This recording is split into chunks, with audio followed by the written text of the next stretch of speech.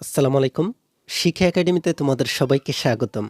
এই ভিডিওতে আমি তোমাদেরকে নবম দশম শ্রেণীর গণিত বই থেকে দ্বিতীয় অধ্যায় সেট অফ ফাংশন এই অধ্যায়টি নিয়ে আলোচনা করব। আর এই অধ্যায়টির মধ্যে তোমাদেরকে এখানে যে লেখাগুলো দেওয়া হয়েছে সেট সম্পর্কিত এই লেখাগুলো তোমাদেরকে বুঝিয়ে দিব। তোমাদের এই লেখাগুলো অনেক গুরুত্বপূর্ণ। তোমরা যদি এই লেখাগুলোকে ভালোভাবে বুঝে নাও তাহলে তোমাদের জন্য তোমাদের অনুশীলনের যে সমস্যাগুলো রয়েছে এবং বহু নির্বাচনের যে সমস্যাগুলো রয়েছে ওই সমস্যাগুলোর সমাধান তোমরা খুব সহজেই করতে পারবে। চলো তাহলে আমি তোমাদেরকে দেখিয়ে দিচ্ছি তোমাদেরকে এই দ্বিতীয় অধ্যায় সেট অফ ফাংশন এই অধ্যায়টির লেখাগুলোতে কি বলা হয়েছে। আমরা এখানে দেখতে পাচ্ছি আমাদের এই অধ্যায়টির নাম হচ্ছে set of function, set and function. Set শব্দটি আমাদের সুপরিচিত, যেমন ডিনার সেট, স্বাভাবিক সংখ্যার সেট, মূলদ সংখ্যার সেট ইত্যাদি। আধুনিক গণিতের ভিত্তি হিসেবে সেটের ব্যবহার ব্যাপক। জার্মান গণিতবিদ জর্জ ক্যান্টর 1845 থেকে 1918 পর্যন্ত সেট সম্পর্কে প্রথম ধারণা ব্যাখ্যা করেন। তিনি অসীম সেটের ধারণা প্রদান করে গণিতশাস্ত্রে আলোড়ন সৃষ্টি করেন এবং তার সেটের ধারণা সেট তত্ত্ব নামে পরিচিত।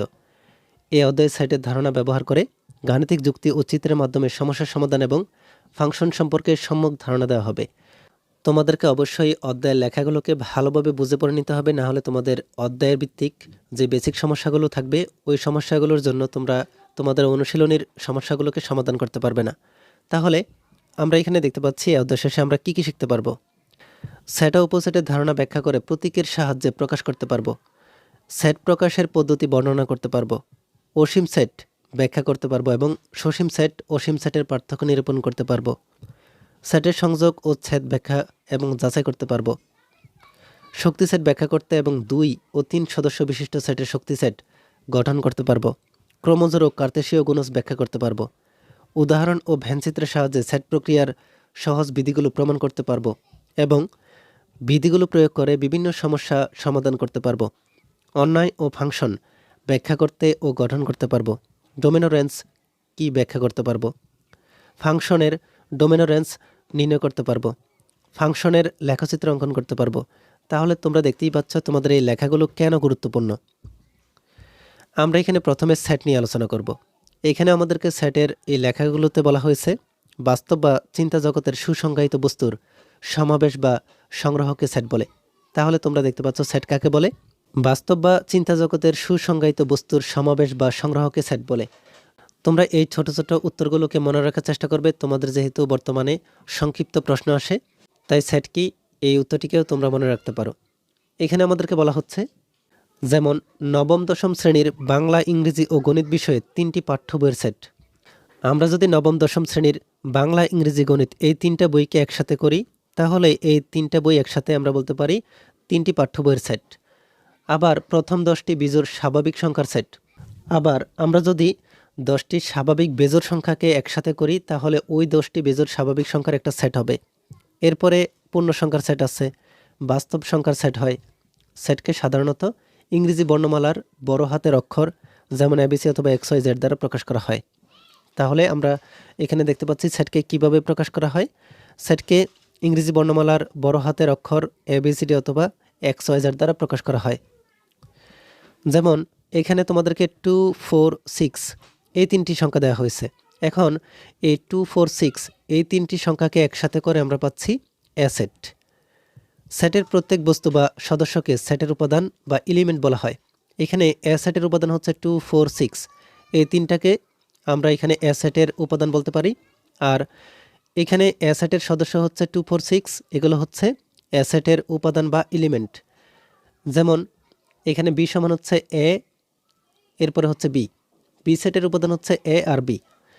বি সেটের উপাদান হচ্ছে এ, আবার বি সেটের উপাদান হচ্ছে বি। উপাদান প্রকাশের চিহ্ন হচ্ছে বিলংস টু। এই চিহ্নটা দ্বারা উপাদান প্রকাশ করা হয়। তাহলে আমরা বলতে পারি উপাদান প্রকাশের চিহ্ন হচ্ছে বিলংস টু। এখানে আমাদেরকে বলা হচ্ছে সুতরাং এ বিলংস টু বি।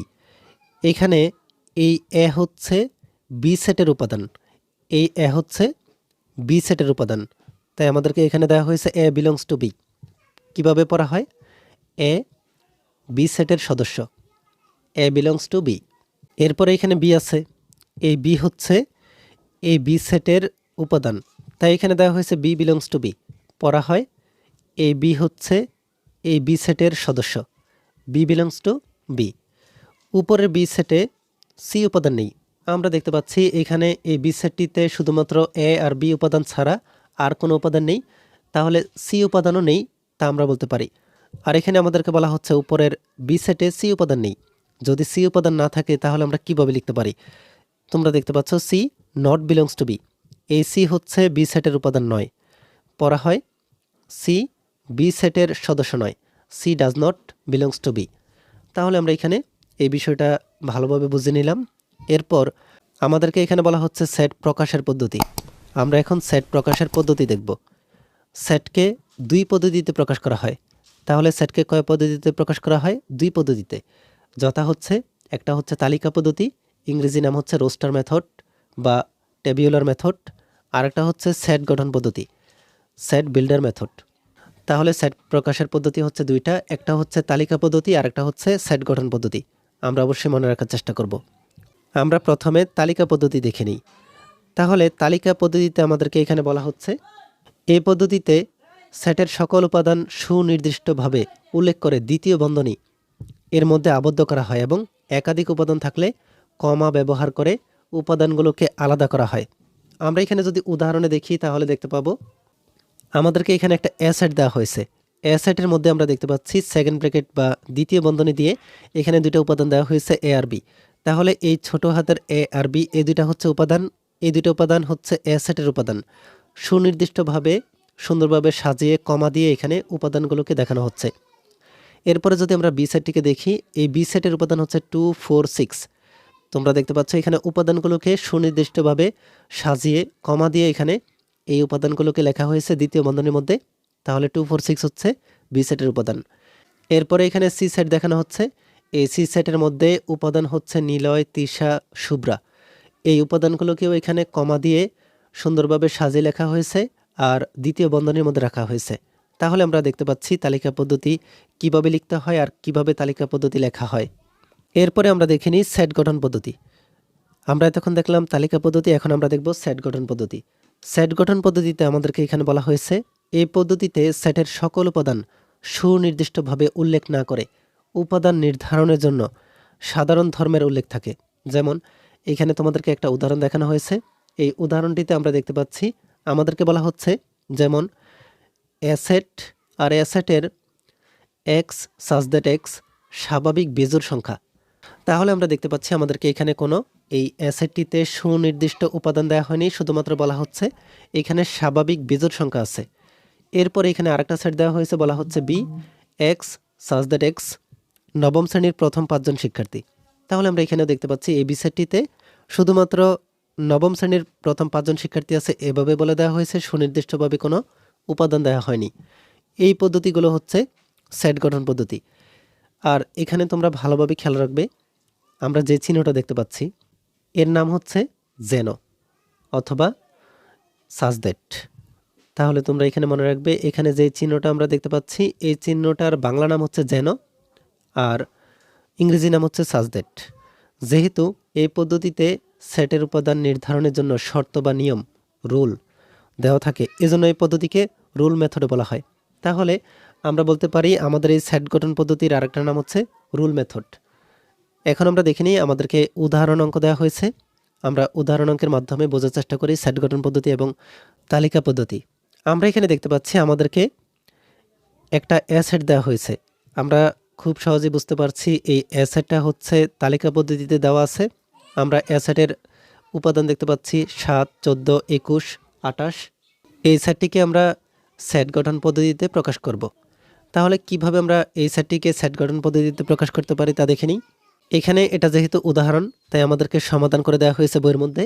বলা হচ্ছে অ্যাসেটের উপাদানগুলো হচ্ছে 7 14 21 28। আমরা এখানে প্রথমে অ্যাসেটের উপাদানগুলোকে লিখে নিলাম। অ্যাসেটের উপাদান হচ্ছে 7 14 21 28। এখানে প্রত্যেকটি উপাদান আমরা যদি ভালোভাবে খেয়াল করি তাহলে দেখতে পাবো 7-এর গুণিতক 7, 7 দুগুণে হচ্ছে 14, 3 সাথে হচ্ছে 21, 4 সাথে হচ্ছে 28। আর এখানে এই উপাদানগুলো হচ্ছে 7 দ্বারা বিভাজ্য। তাহলে 7 দ্বারা বিভাজ্য বলা হচ্ছে আর 7-এর গুণিতক এবং 28-এর বড় নয়। এখানে 28 থেকে বড় নয়। 7-এর গুণিতক দেওয়া হয়েছে কিন্তু 7-এর গুণিতকগুলো হচ্ছে 28 থেকে বড় নয়। এখন আমরা কিভাবে সেট গঠন পদ্ধতিতে প্রকাশ করতে পারি? আমাদেরকে প্রথমে এই অ্যাসেটের এই কথাটিকে লিখে নিতে হবে। এরপর এক্স সাজ দ্যাট এক্স এভাবে লিখতে হবে। আর যেহেতু এখানে সংখ্যাগুলো হচ্ছে 7-এর গণিতক, তাহলে আমাদেরকে লিখতে হবে 7-এর গণিতক।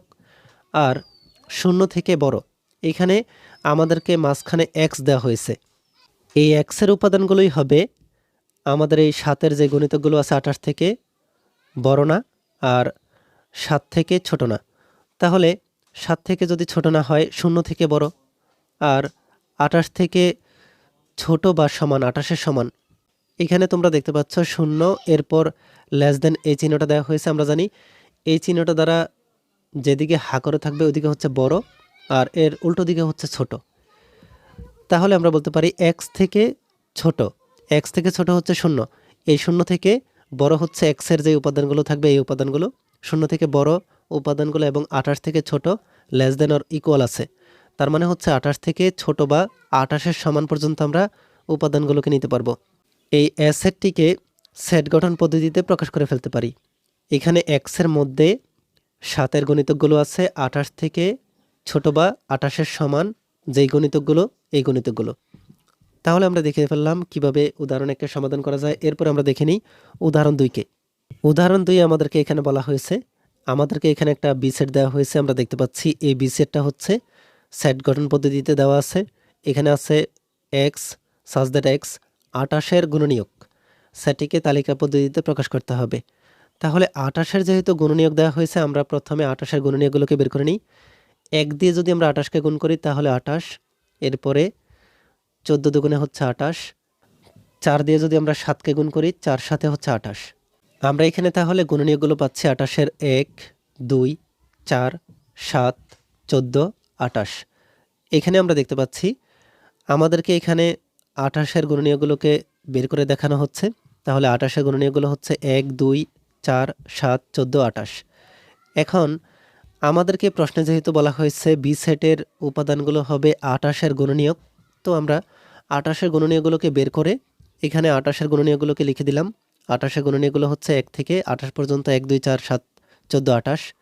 তাহলে এই উপাদানগুলোই হচ্ছে আমাদের বি সেটের উপাদান। তোমরা দেখতে পাচ্ছ বি সেটের উপাদানগুলো হচ্ছে 1, 2, 4, 7, 14, 28। সেট গঠন পদ্ধতি থেকে তালিকা পদ্ধতিতে বের করা আরও বেশি সহজ। এরপর আমাদেরকে এখানে উদাহরণ 3 দেওয়া হয়েছে। আমরা দেখতে পাচ্ছি উদাহরণ 3-এ এখানে আমাদেরকে একটা সেট দেওয়া হয়েছে, বলা হচ্ছে C set X such that X ধনাত্মক পূর্ণ সংখ্যা। সংখ্যাগুলো হচ্ছে ধনাত্মক পূর্ণ সংখ্যা আর এক্স স্কোয়ার লেস দেন 18, সেটিকে তালিকা পদ্ধতিতে প্রকাশ করো। তাহলে আমাদেরকে এখানে যেহেতু বলা হচ্ছে ধনাত্মক পূর্ণ সংখ্যা, আমরা ধনাত্মক পূর্ণ সংখ্যাগুলোকে প্রথমে লিখে নিব। ধনাত্মক পূর্ণ সংখ্যাগুলো হচ্ছে 1, 2, 3, 4, 5, 6, এইভাবে যতগুলো সংখ্যা আছে ওই সংখ্যাগুলো হচ্ছে ধনাত্মক পূর্ণ সংখ্যা। আর এখানে আমাদেরকে যেহেতু বলা হচ্ছে 18 থেকে ছোট বর্গের সংখ্যাগুলো হবে সি সেটের উপাদান। তাহলে আমরা এই ধনাত্মক পূর্ণ সংখ্যার মাধ্যমে এক্স স্কোয়ারের মান বা এই সংখ্যাগুলোর বর্গের যেই সংখ্যাগুলো থাকবে ওই সংখ্যাগুলোকে বের করে ফেলবো। চলো আমরা দেখে নিই কীভাবে সমাধান করতে হয়। তোমরা দেখতে পাচ্ছ এক্স সমান, আমরা ধনাত্মক সংখ্যার একটা সংখ্যা নিব 1, তাহলে এক্স স্কোয়ার সমান হবে 1 স্কোয়ার, 1 স্কোয়ার সমান হচ্ছে 1। আবার এক্স সমান যদি আমরা 2 নেই, ধনাত্মক সংখ্যা 2, এই 2 নিলে আমরা দেখতে পাচ্ছি এক্স স্কোয়ার সমান হচ্ছে 2 স্কোয়ার, 2 স্কোয়ার সমান হচ্ছে 4। এরপর এক্স সমান যদি আমরা 3 নেই তাহলে এক্স স্কোয়ার সমান 3 স্কোয়ার, 3 স্কোয়ার সমান হচ্ছে 9। এরপর আবার এক্স সমান হচ্ছে 4, যদি আমরা এক্স সমান 4 ধরি তাহলে এক্স স্কোয়ার সমান হচ্ছে 4 স্কোয়ার, তাহলে 4 4-এ যদি গুণ করি 16। এক্স সমান যদি আমরা 5 ধরি তাহলে ধনাত্মক সংখ্যা হচ্ছে 5, আমরা এই এক্সের বর্গ করলে এক্স স্কোয়ার সমান হচ্ছে 5 স্কোয়ার, 5 স্কোয়ার সমান হচ্ছে 25।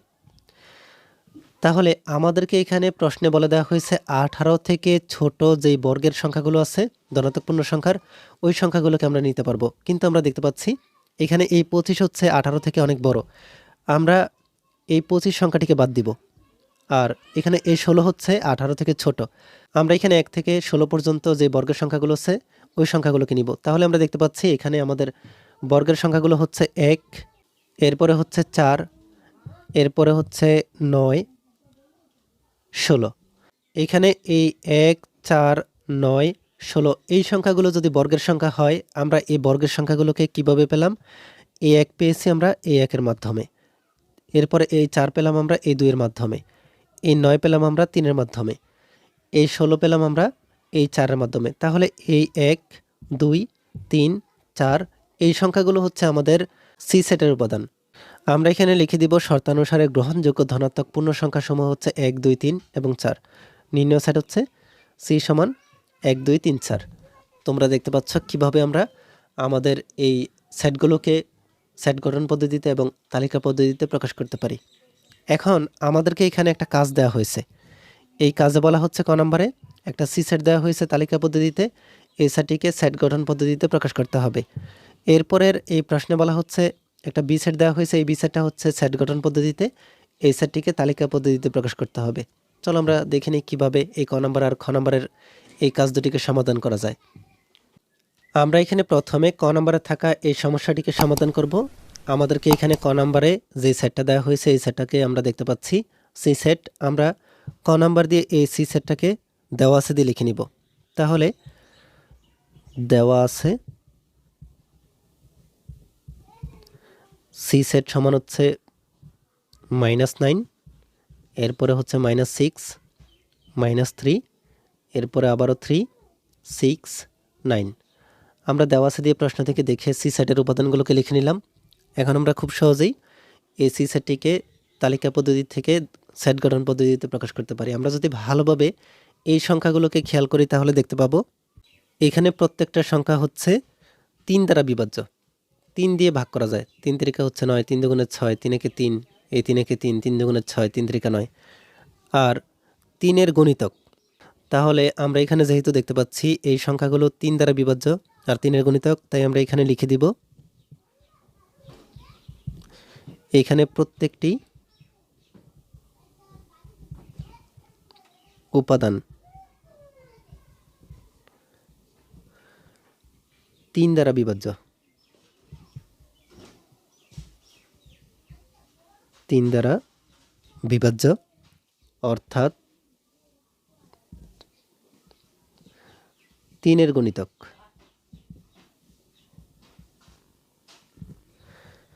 এবং আর আমরা এখানে দেখতে পাচ্ছি -9 আছে। এই -9 হচ্ছে এই উপাদানগুলোর মধ্যে সবচাইতে ছোট উপাদান, আর এই 9 হচ্ছে এই উপাদানগুলোর মধ্যে সবচাইতে বড় উপাদান।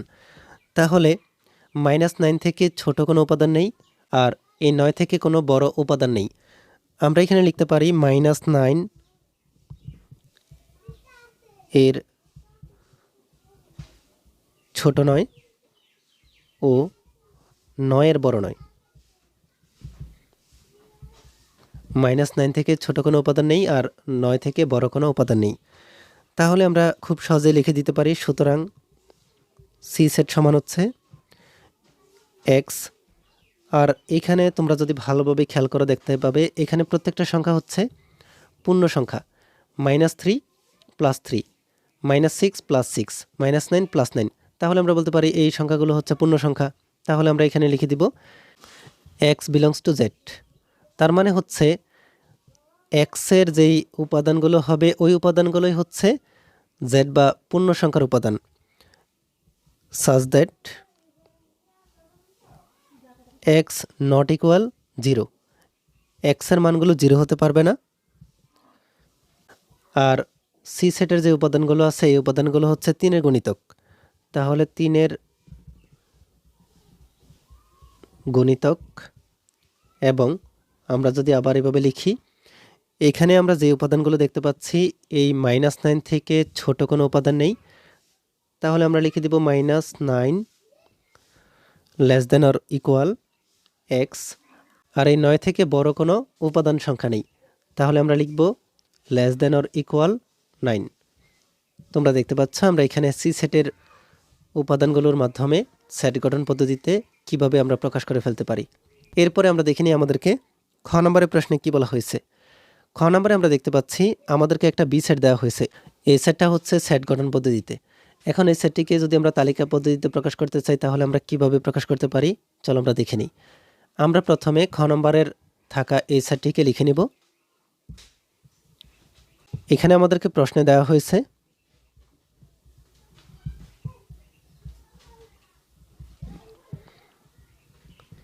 বি সেট সমান হচ্ছে y such that y পূর্ণ সংখ্যা। এবং Y cube less than or equal 18।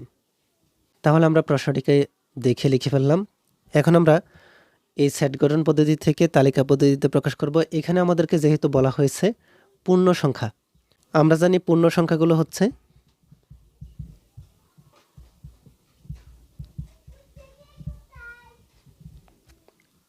প্রথমে হচ্ছে 0, পরে +-1, +-2, +-3, +-4।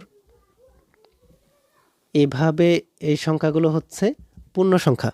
তাহলে এই উপাদানগুলো হচ্ছে পূর্ণ সংখ্যা। এই উপাদানগুলো যদি পূর্ণ সংখ্যা হয় তাহলে আমরা বলতে পারি